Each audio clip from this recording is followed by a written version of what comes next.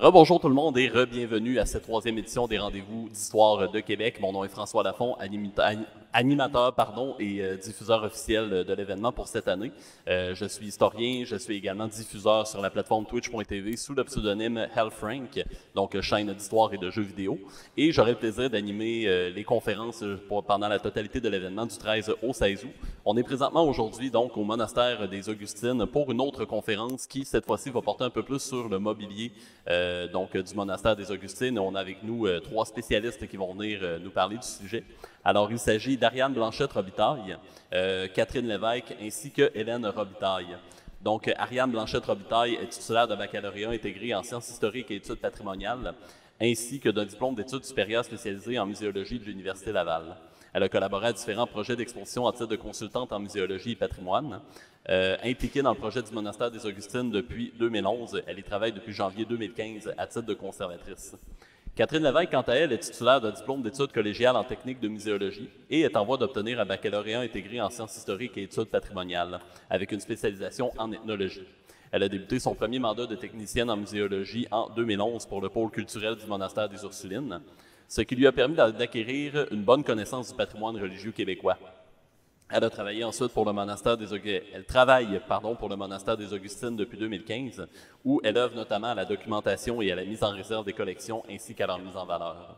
Et quant à notre troisième invitée, Hélène Robitaille, elle est titulaire de baccalauréat en archéologie de l'Université Laval. Elle a œuvré au sein de l'équipe des collections du monastère des Augustines de 2009 à 2014 et à nouveau depuis 2019 en tant que chargée de documentation.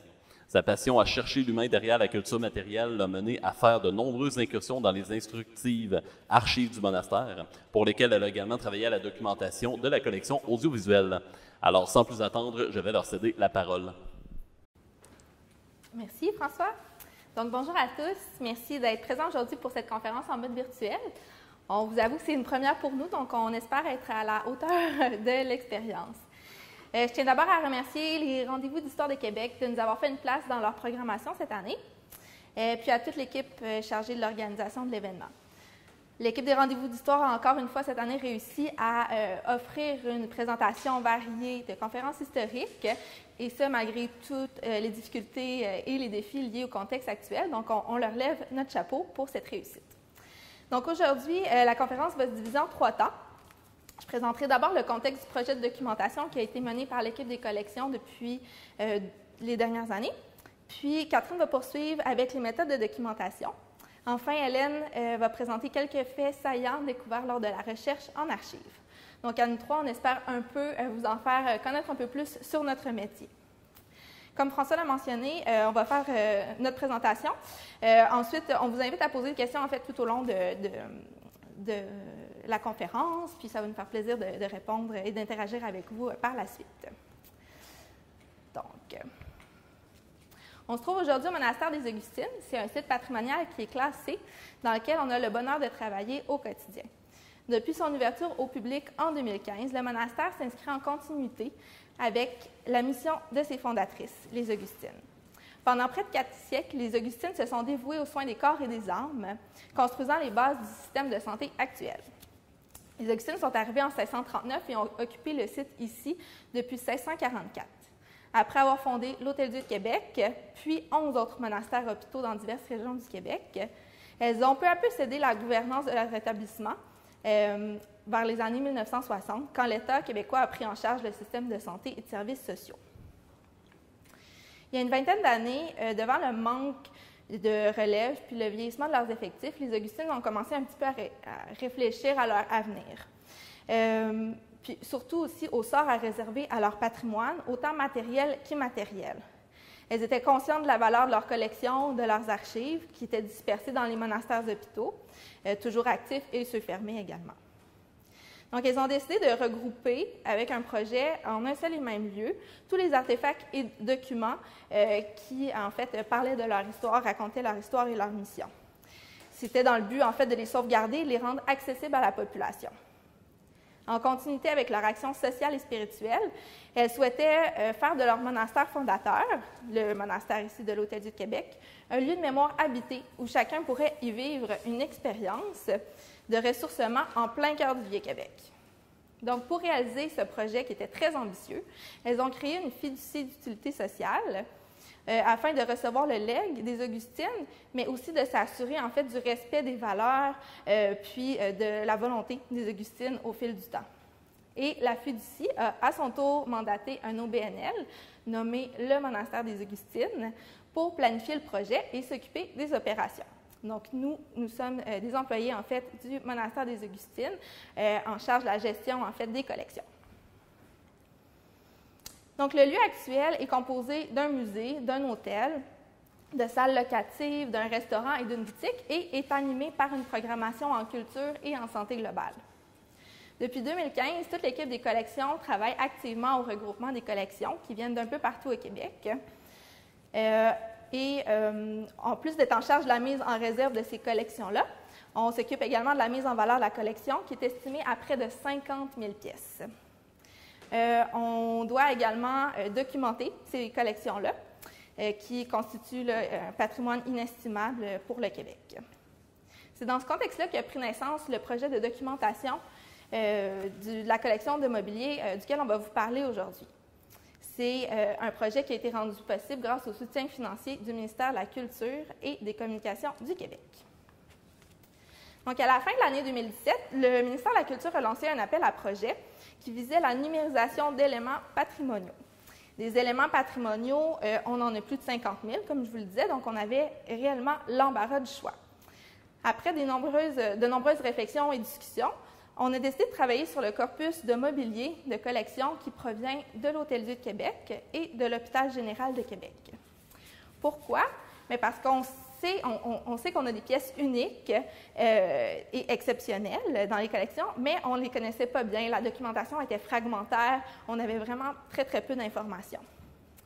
Il y a plusieurs ouvrages de référence qui faisaient mention de nos pièces de mobilier de collection, entre autres le livre de Michel Lessard, « Meubles anciens du Québec », trouvé juste ici, et le livre de Jean Palardy, « Les meubles anciens du Canada français ». Donc, bien que les meubles font partie d'ouvrages de référence de la sorte, nous, de notre côté, on avait très, très peu de connaissances. Donc, on a décidé vraiment de plancher sur un vaste chantier de documentation pour, en fait, mieux connaître et mieux mettre en valeur tout ce mobilier-là. Les objectifs du projet étaient les suivants.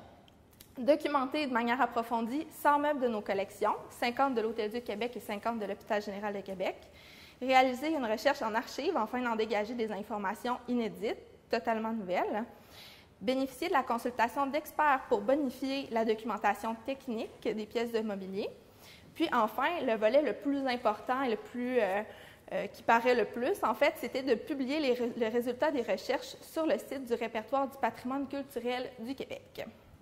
Donc, sur un potentiel de 1000 pièces de mobilier dont nous disposons dans les collections des deux monastères, il fallait en sélectionner 100. Ce n'était pas nécessairement une tâche facile, mais en se basant sur des critères de sélection tels que la valeur documentaire, la spécificité québécoise, l'ancienneté, la valeur d'art, la technique de fabrication, la rareté et l'intégrité, on a été en mesure de cibler les pièces en fait à traiter en priorité. Pas que les autres n'étaient pas intéressantes, mais vraiment, on a réussi à trouver les meilleures pièces à prioriser par ces critères de sélection-là. Donc, à partir de ce moment-là, une fois que le choix des pièces est fait, le travail d'enquête peut réellement commencer. Alors, je vais laisser la parole à ma collègue Catherine pour vous présenter les techniques de documentation. Ça passe.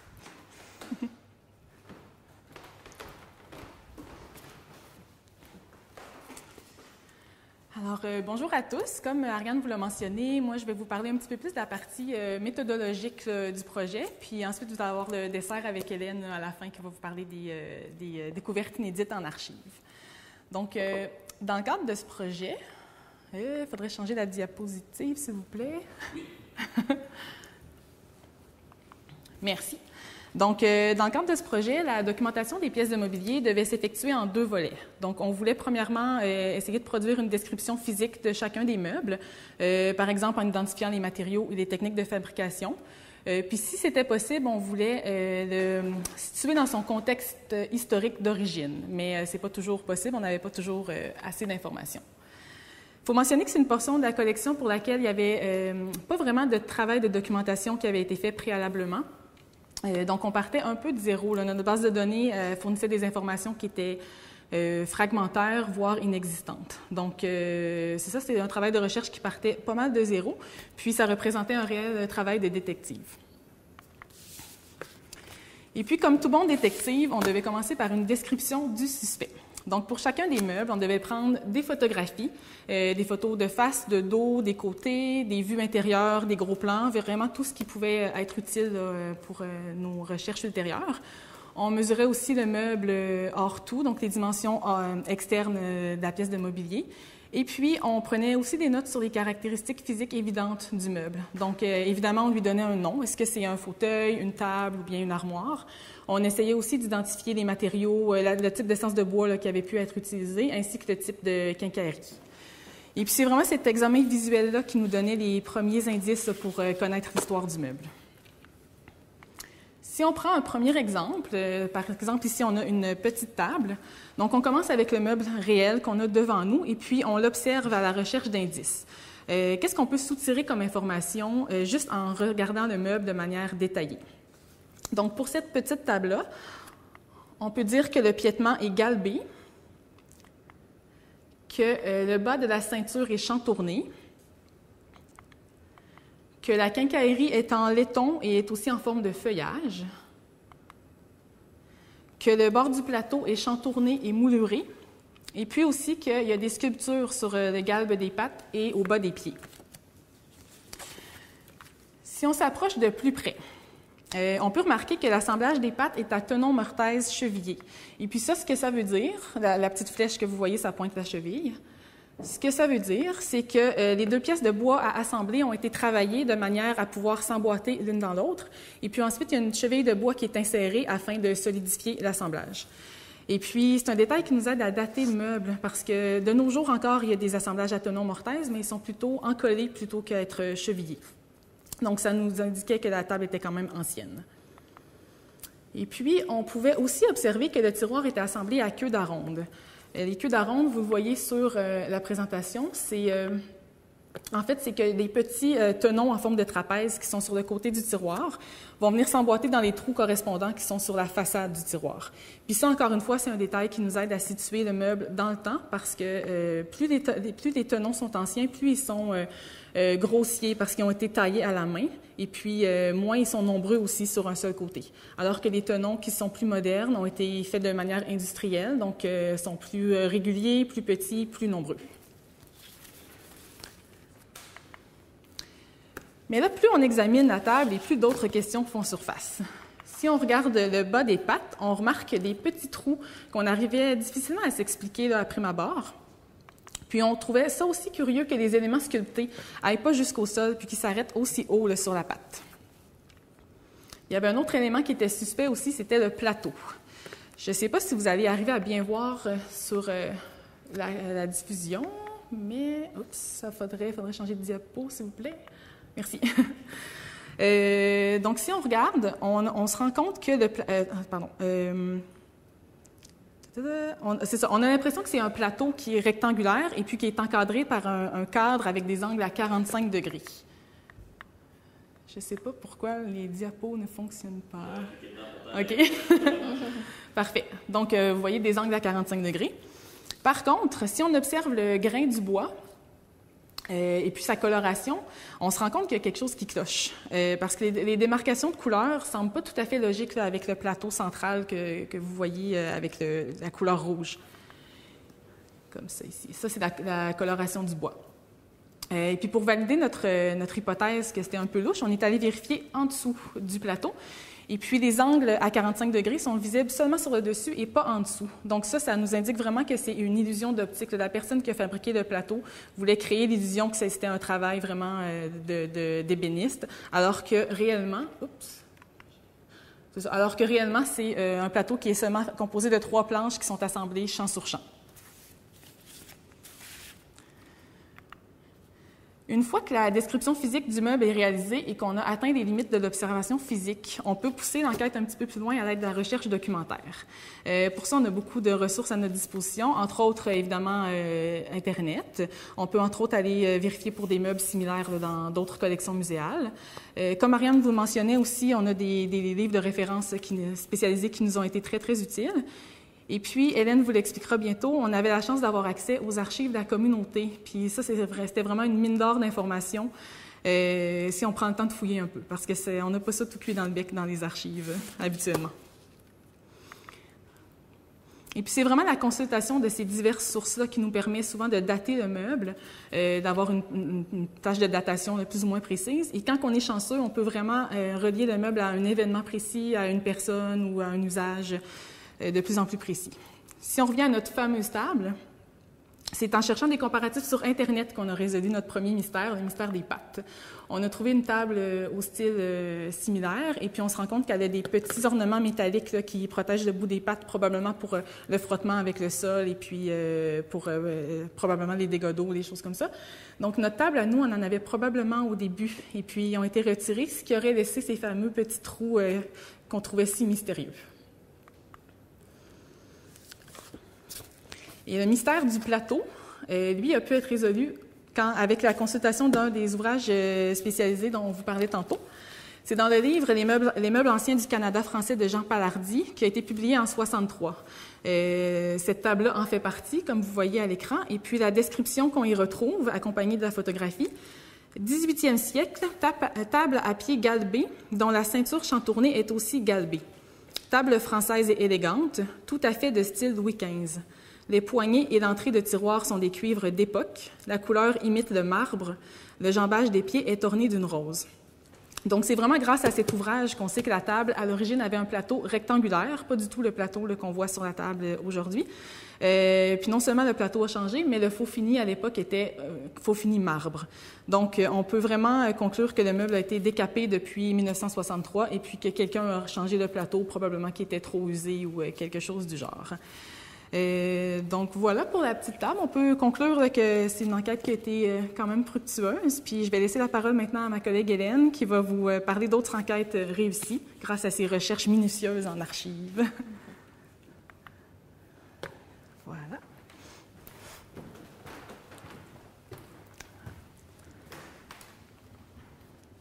Alors, merci Catherine. Bonjour tout le monde. Alors, je vais vous présenter un premier meuble. C'est une armoire française qui date du 18e siècle qu'on retrouve à l'Hôpital général de Québec.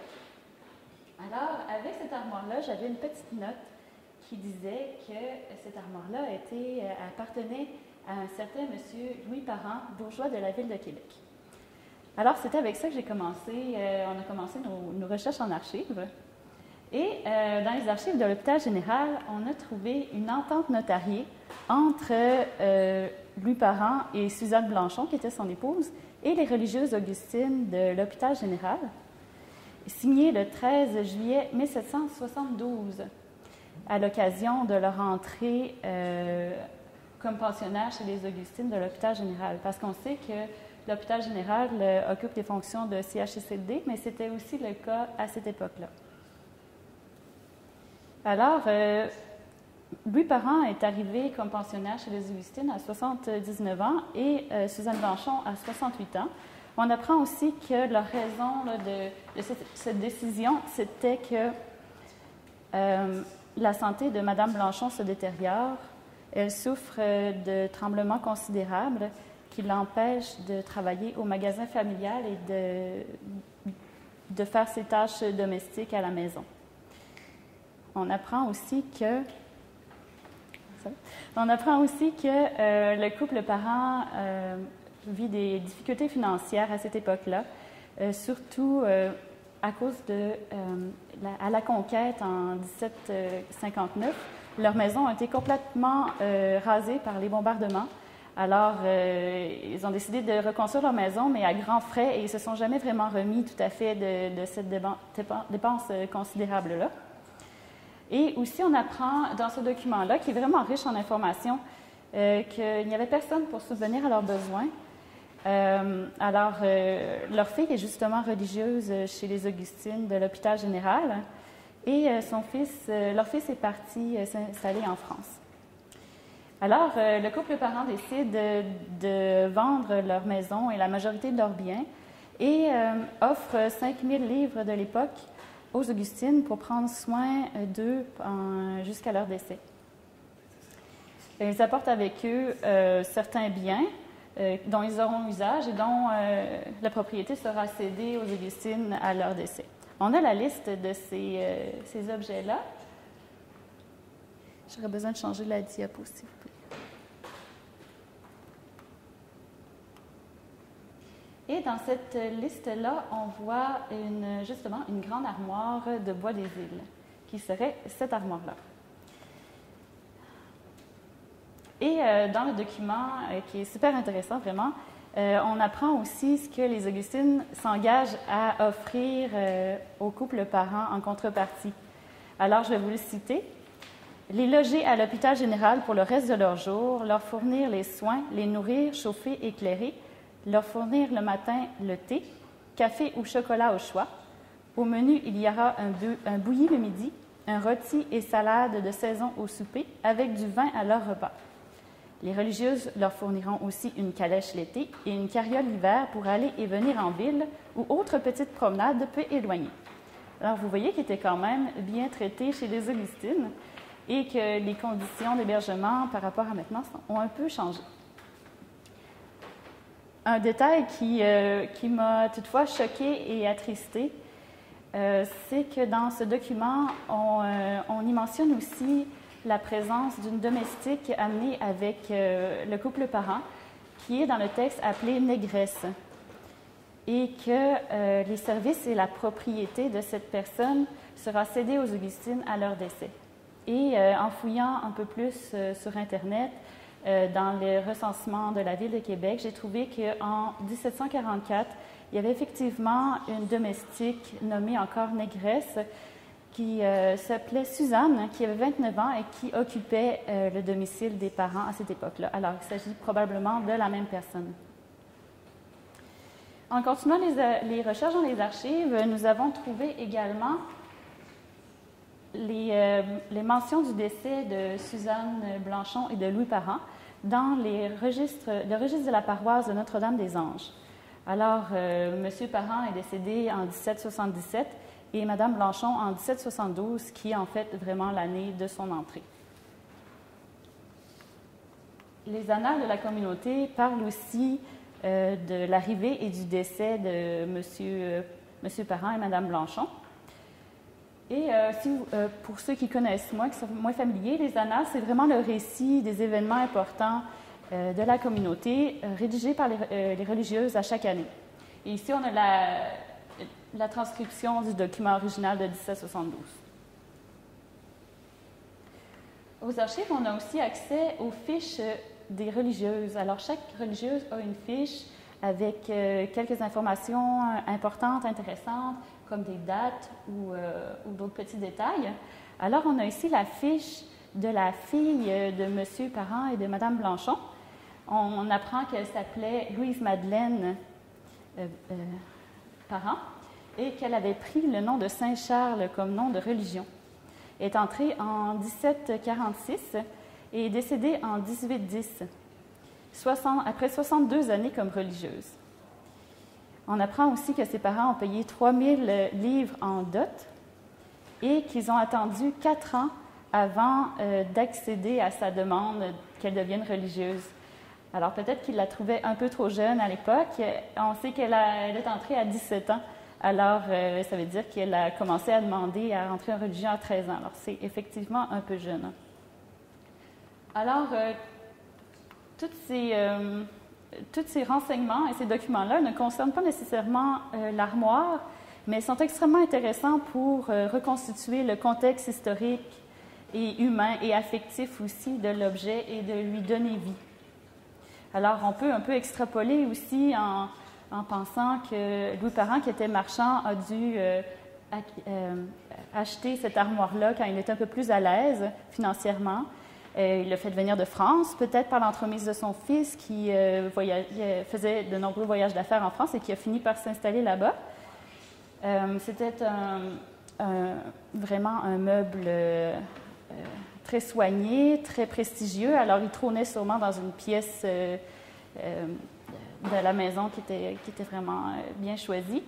Et aussi, quand ils ont commencé à avoir des difficultés financières et qu'ils ont vendu leurs biens, ils ont tout de même gardé cette armoire et elle les a suivis jusqu'à l'hôpital général. Alors, on voit l'attachement là, que ces personnes-là devaient avoir par rapport à cette armoire-là.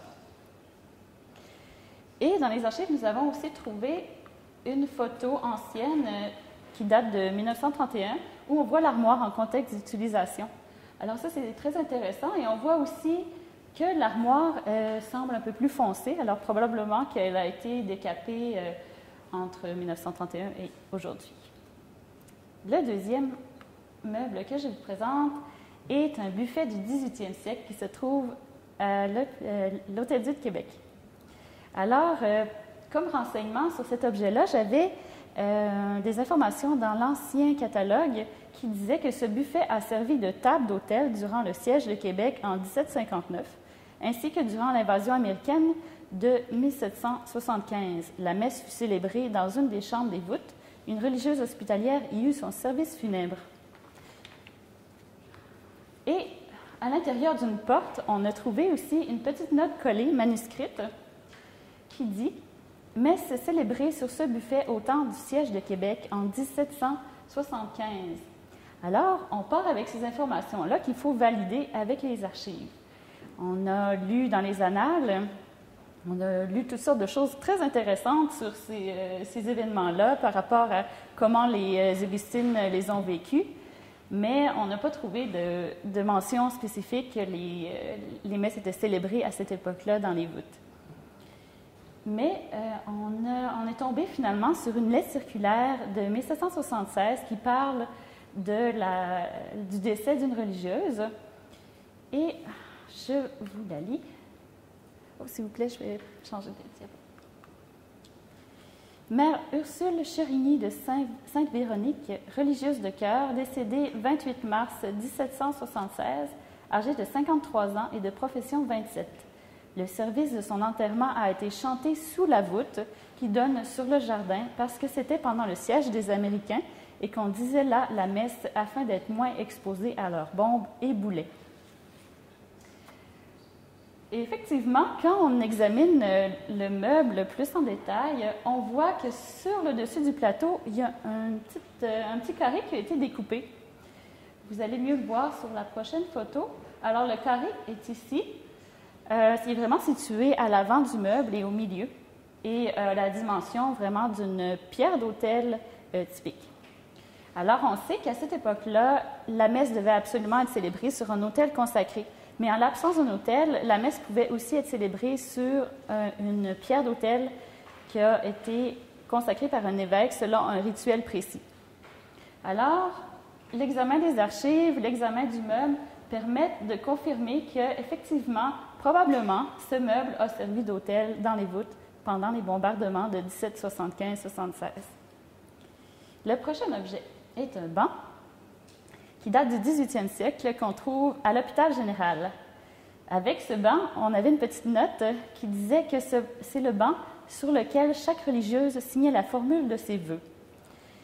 Alors, nous sommes allés chercher en archives et nous avons repéré cet objet dans les photos anciennes.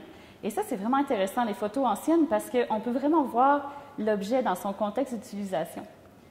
Alors ici, nous avons une belle photo du chœur des Augustines de l'hôpital général, l'ancien chœur, et on voit toutes les religieuses assemblées pour la cérémonie de profession.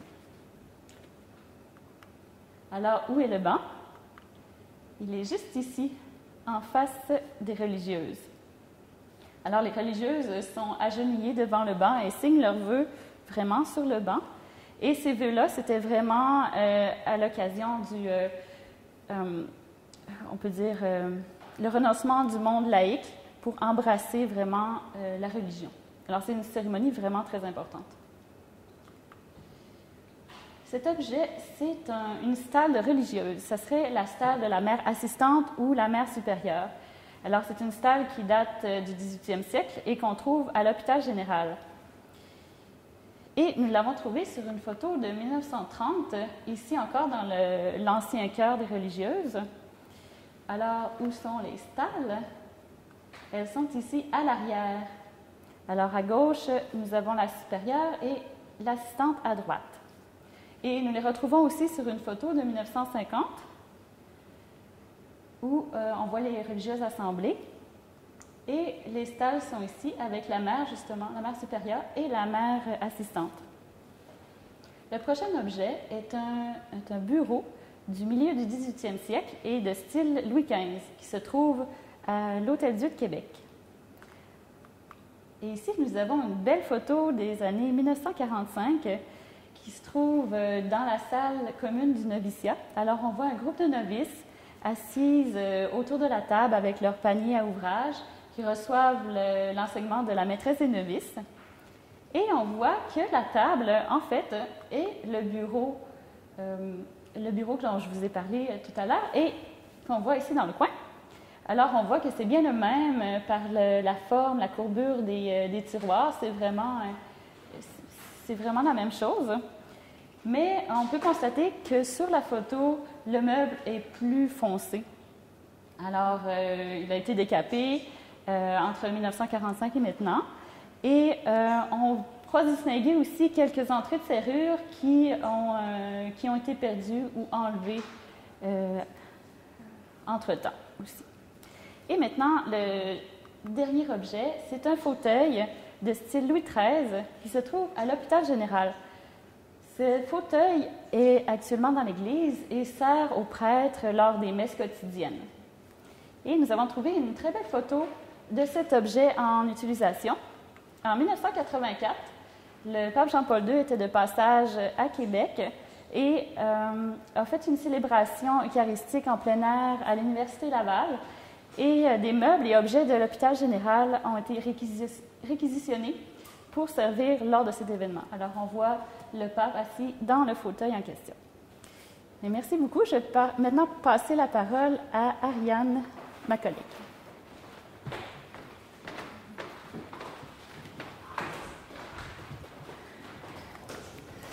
Merci Hélène et Catherine. Donc, comme vous l'aurez constaté, le travail qui a été mené nous a vraiment permis d'acquérir une meilleure connaissance des pièces de mobilier des collections des Augustines. Les liens inédits qui ont été créés avec les documents d'archives ont enrichi de manière indéniable avec toute la documentation des pièces, ainsi en fait que l'observation technique des pièces. Le projet a été l'occasion pour nous de collaborer avec des experts en matière de mobilier ancien et de quincaillerie ancienne qui se sont eux aussi adonnés au travail de détective avec très grand plaisir. Donc, on a fait affaire avec Alain Lachance et Donald Dion pour l'occasion. Leur expertise nous a permis de bonifier la documentation technique, puis aussi d'élucider parfois certains mystères là, qui restaient un peu en suspens avec notre première observation. On a aussi, j'aimerais changer de diapo, s'il vous plaît. Voilà. Merci. Donc, on a aussi profité du projet de documentation pour tourner 3 capsules vidéo avec Alain Lachance sur vraiment du mobilier, le mobilier le plus exceptionnel. Puis, les capsules sont désormais disponibles sur la chaîne YouTube du monastère, donc on vous invite à aller les regarder si le tout vous intéresse. Puis, enfin, changement de diapo, s'il vous plaît. Super. Donc, un des points qui était le plus important, en fait, un des objectifs le plus important, c'était de verser toute la documentation sur le site du répertoire du patrimoine culturel du Québec. Et bien voilà que c'est fait. Ce site-là est accessible en ligne. C'est un site qui est fait par le ministère de la Culture et des Communications. Puis, vous pouvez trouver, en fait, différentes photographies des pièces, des photographies en détail, des photographies d'archives aussi, comme Hélène vous l'a présenté à l'occasion. Il y a des photographies d'archives qui présentent le mobilier en utilisation, donc ça enrichit de beaucoup la documentation. Des textes sur l'historique des pièces, puis les 3 vidéos, évidemment, qu'on a tournées avec Alain Lachance dans le cadre du projet. Au-delà de l'information que les pièces de mobilier ont pu nous fournir sur l'évolution des techniques de fabrication, des goûts et des styles, c'est vraiment tout un pan de l'histoire sociale, économique et politique du Québec qui a pu être révélé grâce à ce chantier de documentation. Les informations qui ont été trouvées dans les archives nous ont permis de mieux comprendre le mode de vie des religieuses et de leurs pensionnaires, tout en fournissant des riches détails sur le contexte historique de la création et de l'acquisition des pièces par les Augustines. Donc, si jamais vous avez l'occasion, en fait, de venir au monastère des Augustines, vous allez trouver, lors de votre passage, des meubles un peu partout dans le monastère. C'est du mobilier, en fait, qui est utilisé pour rendre le lieu habité, puis pour rendre vraiment le patrimoine des Augustines accessible à tous. Donc, il y a plusieurs pièces de mobilier qui font partie de ce chantier de documentation-là, qui sont aujourd'hui en usage un peu dans le décor du monastère. Puis, on vous invite vraiment à venir découvrir le tout pour avoir accès à ce patrimoine commun. Merci de votre écoute à tous. On va passer aux questions maintenant, s'il y en a.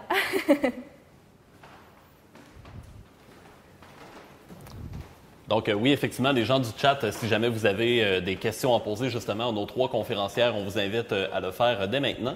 Moi, de mon côté, j'en aurais quand même quelques-unes.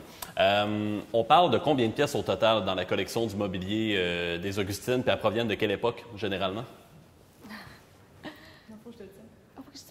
Parfait. Donc, il y a environ des collections de l'Hôtel-Dieu de Québec et de l'Hôpital général de Québec. On estime que c'est environ 1000 pièces, mais c'est sûr qu'il y a des pièces qui proviennent aussi de d'autres monastères parce qu'on se rappelle que les Sœurs ont fondé 12 monastères hôpitaux. Donc, l'estimé total de tout ça, on ne l'a pas encore parce qu'on est en plein chantier en ce moment de regroupement des collections. Puis, les pièces datent vraiment du début de la colonie jusqu'à aujourd'hui. Donc, on a vraiment un très, très bel échantillonnage là, de différents styles, différentes époques et tout ça. Puis souvent, bien, les pièces les plus anciennes sont assez exceptionnelles et sont très, très bien conservées. On connaît en fait la capacité des communautés religieuses à bien conserver son patrimoine. Donc, on a vraiment un bel exemple de ça ici dans les collections. Voilà. Très bien. Puis, j'avais une question, je l'ai perdue. Ah oui, c'est ça. Est-ce que vous avez, dans votre travail de documentation de collection de mobilier, est-ce qu'il y en a un qui vous a posé particulièrement des gros défis, que ce soit au niveau recherche, identification ou... Oui. Je suis la tenue de micro. Bien, je pourrais dire que c'est rare quand même qu'on ait des pistes de recherche pour des meubles. Souvent, c'est un meuble qui est assez anonyme. C'est vraiment quand on a une petite note qui va accompagner l'objet. Souvent, c'est les religieuses qui vont garder l'information, qui vont le faire suivre avec l'objet. C'est vraiment ça qui va nous permettre de pousser plus loin la recherche. Sinon, ça reste un meuble assez anonyme, puis on peut juste le décrire physiquement. Très bien. Et puis, sinon, j'ai Alex Tremblay-Lamarche qui demande en fait quelle est la part du mobilier fait en France ou ailleurs en Europe dans le mobilier des Augustines? Oh là! Oui, je peux peut-être dire quelque chose. Hein? C'est quand même assez rare qu'on ait des pièces de mobilier qui aient été faites en France qu'on a ici au Québec. La plupart des objets des Augustines, c'est pas nécessairement des objets de luxe. Alors, ils ont été faits ici par les menuisiers du monastère. Alors, je ne saurais pas dire la proportion, mais c'est quand même assez minime. Si je peux me permettre une précision. En fait, le mobilier qui a été conçu en France, comme le dit Hélène, c'est souvent du mobilier qui est assez exceptionnel, donc que les riches bourgeois pouvaient se payer, se faire fabriquer, faire venir, et qui parfois léguaient aux Augustines à leur décès ou dans une dot parce qu'ils devenaient pensionnaires chez les Augustines. Donc, on a quand même quelques pièces de mobilier qui viennent de France, justement parce que les Augustines étaient donataires, recevaient en fait ce legs-là de famille aisée. Ouais. Et justement, quand vous avez dit qu'il y avait d'autres mobiliers qui avaient été légués de d'autres monastères aux Augustines, c'est principalement de quelle communauté religieuse? En fait, c'est vraiment, les collections qu'on a ici, c'est seulement que des collections qui appartenaient aux Augustines, mais qui proviennent de leurs différents monastères hôpitaux au Québec. Elles en ont fondé 12, donc si on pense à Québec, il y a déjà 3 monastères. Il y a l'Hôtel-Dieu du Sacré-Cœur, l'Hôtel-Dieu de Québec et l'Hôpital général de Québec. Il y en a eu à Chicoutimi, Dolbeau, Roberval, à Lévis, Montmagny, Gaspé. Donc, on a du mobilier qui provient de ces 12 monastères hôpitaux-là. Évidemment, les plus anciens monastères, c'est eux qui ont le plus de pièces anciennes. Donc, c'est pour ça qu'on a décidé vraiment de plancher sur les collections de l'Hôpital général de Québec et l'Hôtel-Dieu de Québec, qui sont les deux plus anciens monastères fondés par les Augustines au 17e siècle. Est-ce qu'il y a beaucoup des pièces de cette collection-là qui ont fait l'objet, par exemple, d'expositions que vous auriez pu présenter au monastère? Oui, bien en fait, comme je mentionnais en fin de conférence, il y en a beaucoup qui sont présentement en exposition. Ça meuble les corridors, les espaces communs. On a des salles locatives ici. Justement, on se trouve dans la salle du noviciat qui était autrefois le lieu d'apprentissage des Augustines à la vie religieuse. Hélène vous montrait tantôt une belle photographie là, des postulantes attablées autour d'une table ancienne. Bon, ben, c'était dans ce lieu-ci. Donc, oui, on a essayé de... En fait, on essaie toujours aujourd'hui de mettre ces pièces-là en valeur à même soit le musée au rez-de-chaussée ici ou même les étages de salles locatives, les étages d'hôtellerie. Donc, dans les corridors, là, vous allez certainement tomber là, sur différentes de ces pièces-là. Si je peux rajouter quelque chose, à moins que je me trompe, mais je pense que le Musée des Beaux-Arts aussi, il y a quelques années, avait fait une exposition. Des grands musées sont quand même conscients que les collections de communautés religieuses sont inestimables, là, soit tant en termes de conservation, d'état de conservation que de diversité. Là. Donc, c'est assez courant qu'on reçoit des demandes pour, de prêts, puis on le fait avec plaisir quand ça arrive. Simple curiosité, je ne sais pas si vous avez le droit d'en parler à ce stade-là, mais est-ce qu'il y aurait, par exemple, d'autres projets d'exposition ou de numérisation en cours par rapport à la collection ou qui seraient à venir, mettons, dans les prochains mois?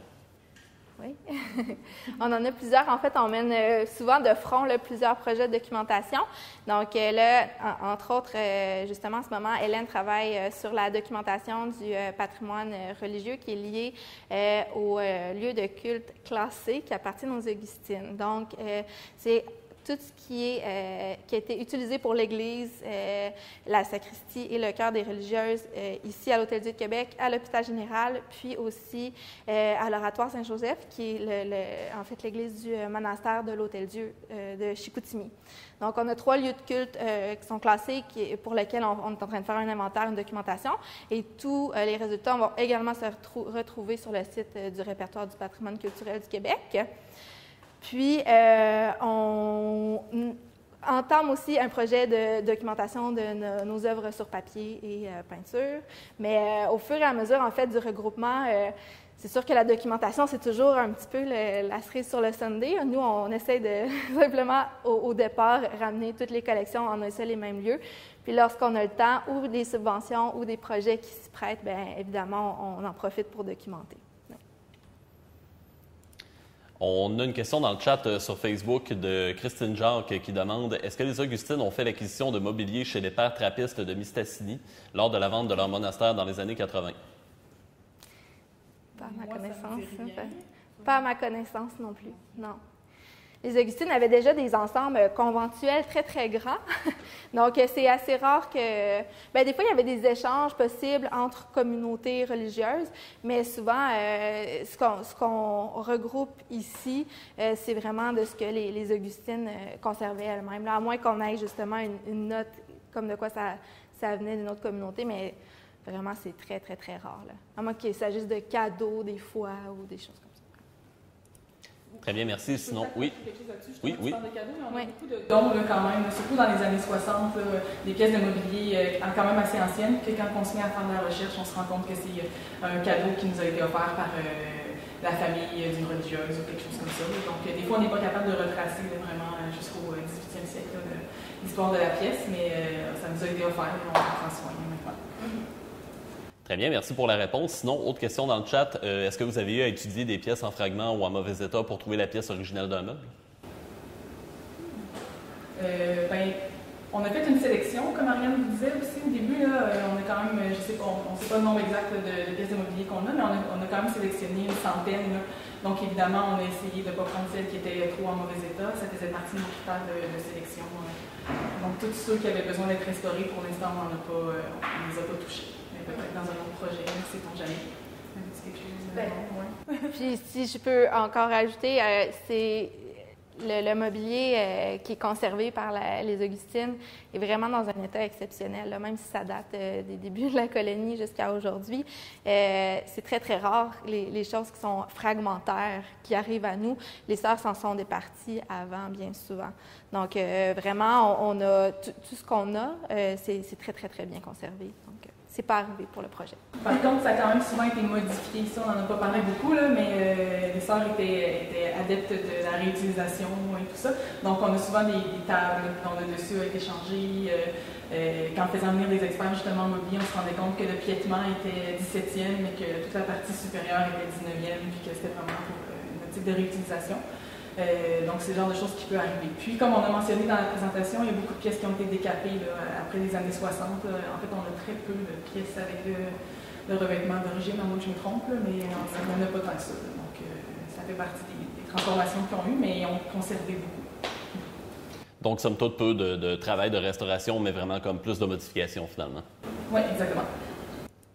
Parfait. Bien, écoutez, merci beaucoup pour cette très intéressante conférence de documentation de mobilier. On voit que c'est vraiment pas une tâche qui est très aisée, qui est très facile. Merci encore une fois donc à tous les gens qui étaient présents sur le Facebook Live pour nous suivre encore une fois pour cette série de conférences pour les 3e rendez-vous d'Histoire de Québec.